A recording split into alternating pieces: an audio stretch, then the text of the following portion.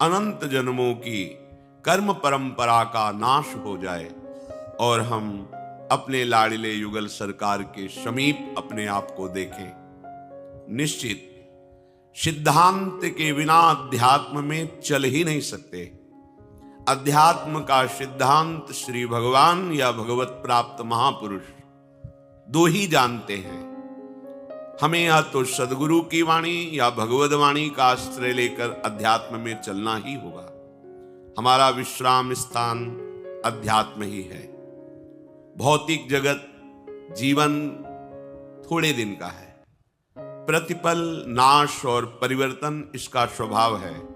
इसको पकड़े रहना दुख, अशांति, जन्म मृत्यु को स्वीकार करना है। इसीलिए सदैव भगवद स्मरण करते हुए अपने कर्तव्य का पालन करें। तस्मात् सर्वेषु कालेषु माम नुस्मर युद्ध च, श्री भगवान आदेश करते हैं। अब स्मरण तीन प्रकार से होता है। क्रियाजन्य स्मरण, संबंधजन्य स्मरण और बोधजन्य। कल चर्चा हुई थी। जो अपने स्वरूप को प्राप्त हो गए हैं, चाहे वो सहचरी स्वरूप हो या आत्म स्वरूप, ब्रह्म स्वरूप या भावदेह, उनकी तो बात ही निराली है। अब उनको कोई भजन की क्रिया नहीं करनी है, वो तो भजन स्वरूप हो गए हैं।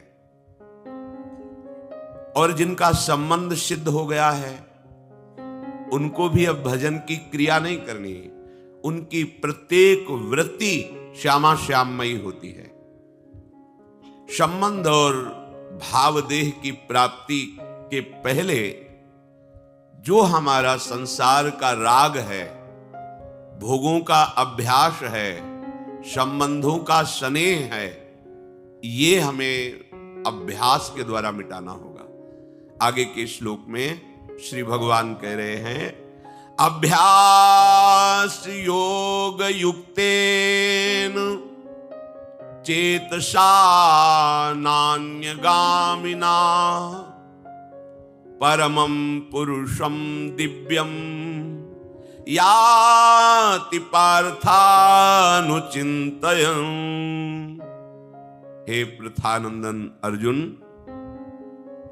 अभ्यास योग से तू युक्त हो जा। ये पहली भजन क्रिया है। अभ्यास भजन क्रिया का होता है, संबंध का नहीं। बोध में अभ्यास की गुंजाइश ही नहीं, वो तो सिद्धावस्था है। प्रारंभ में हमारी वृत्ति जो जगत के स्नेह में रंग गई है, इसे जगदीश के स्नेह में मोड़ना होगा। सबकी ममता ताग बटोरी, मम पद मनहि बांध बर डोरी। ये बहुत कठिन विषय है। ये कठिन विषय है। भगवत प्राप्ति कठिन नहीं है। कठिन विषय है सबकी ममता ताग बटोरी, मम पद मनहि बांध बर डोरी। सब जगह से अपनी ममता को समेटकर युगल सरकार के चरणों में समर्पित कर देना। अर्थात अब हमारा कोई भी संबंध ना देह से है, ना देह संबंधियों से है, ना देह संबंधी भोग क्रियाओं से है। यह है संपूर्ण ममता का आराध्य देव के चरणों में समर्पण। यह बहुत कठिन है। जो इस मार्ग में चलते हैं वो इस बात को समझते हैं। शरीर संबंधियों का त्याग करना अत्यंत कठिन होने पर भी त्याग किया जा सकता है, पर शरीर का राग त्याग करना ये आखिरी युद्ध है। बड़ा घूम घूम करके फिर वही दृश्य सामने आ जाता है, शरीर राग। वर्षों बीत जाते हैं पर शरीर राग सुरक्षित रहता है। मेरा शरीर नहीं, मैं शरीर, ऐसा। शरीर राग होने के कारण वो एकांत गुफा में हो या समाज में हो, वो भोगों से बच नहीं सकता। सिद्धांत है, देहाभिमान में ही सारे भोग छुपे हुए हैं। सारी मूढ़ता देह भाव में ही छुपी हुई है। अब ये देह भाव काटना बहुत कठिन होता है। इसका एक ही उपाय होता है, भगवत प्रेमी महात्माओं का मन वचन कर्म से आश्रय। ये आश्रय ही काट देता है शरीर का आश्रय। जिनकी संगति,